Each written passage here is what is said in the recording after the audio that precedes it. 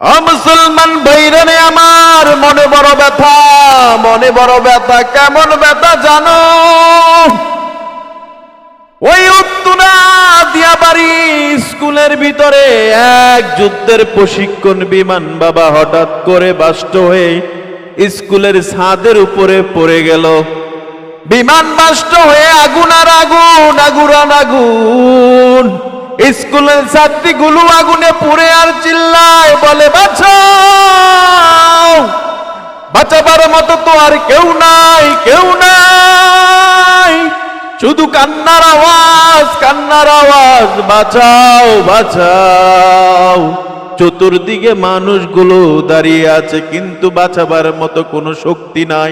কারণ কি জানো রে বাবা, দুনিয়ার আগুনের এত তাপ মানুষগুলো আগাতে পারে না।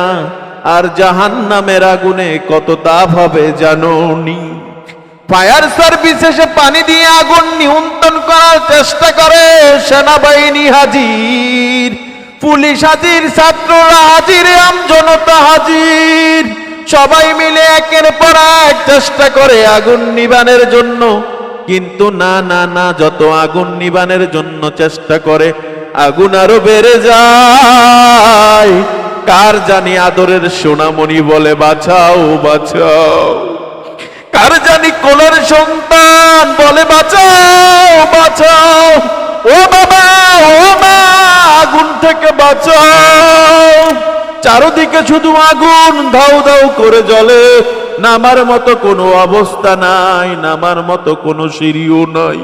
আগুনে জ্বলে পুড়ে আমার ভাইরা, আগুনে জ্বলে পড়ে আমার বোনেরা, আগুনে জ্বলে পড়ে আমার মা, আগুনে জ্বলে পড়ে আমার বাবা। এত চিৎকার করে বলে বাঁচাও, বাঁচাও, বাঁচাও। মানুষগুলো দাঁড়িয়ে দাঁড়িয়ে দেখে, করার কিচ্ছু নাই। তার কারণ কি জানো? আগুন এত ভয়ঙ্কর হয়ে জ্বলতেছে। ওই বিমানের পাইলট ভাইটায় আমার দেখলাম আগুনে জ্বলে পড়ে একদম গলে গেছে। চেহারাও দেখার মতো কিছু নাই, কথা বলার মতো আর কোনো ভাষা নাই। ইচ্ছে করলে বিমান পাইলট বাইরে আমার বেঁচে যেতে পারতো, কিন্তু না, তিনি চেষ্টা করলেন কিভাবে মানুষগুলোকে বাঁচানো যায়। আরে আমি যদি কোথায় পড়ে যাই তাহলে তো বিমান ধ্বংস হয়ে ওই জায়গাটা ক্ষতিগ্রস্ত হবে। উনি এত চেষ্টা করলেন কিন্তু নিয়ন্ত্রণ করতে পারলেন না। নিজের জীবন দিয়ে হলো প্রমাণ করে গেলেন বিমান বাহিনী মানুষের জন্য কষ্ট করে। ও মুসলমান ভাইরা আমার, আমার ছোট্ট ছোট্ট ভাইগুলো, আমার ছোট্ট ছোট্ট বোনগুলো, তারা তো কখনো চিন্তা করে না এত তাড়াতাড়ি দুনিয়া থেকে বিদায় নিয়ে অন্ধকার কবরে চলে যাবে। মা কান্না করে, বাবা কান্না করে, বোন কান্না করে, ভাই কান্না করে, নানু কান্না করে, নানি কান্না করে। নানা ভাই বলে কই আমার নাতনি কই? ওই দাদা ভাই বলে কই আমার নাতনি কই? ওই মা ডাক দিয়া বলে আমার সোনামণি কই? ওই বাবা ডাক দিয়া বলে আমার আদরের সন্তান কই? আজ আগুনে জ্বলে পুড়ে কেউ দুনিয়া থেকে ছাই হয়ে বিদায় হয়ে গেল। কেউ বা আবার হাসপাতালে বেডের ভিতরে রক্ত নাই, রক্তর জন্য হাউমাউ করে কান্না করতেছে। আমার মুসলমান ভাইরা খবর পাইয়া রক্তের জন্য প্রস্তুতি গ্রহণ করে, রক্ত কার কি প্রয়োজন, রক্ত আমাদের কাছ থেকে নাও। রক্ত দেওয়ার জন্য মানুষ হাজির হয়ে গেলেন।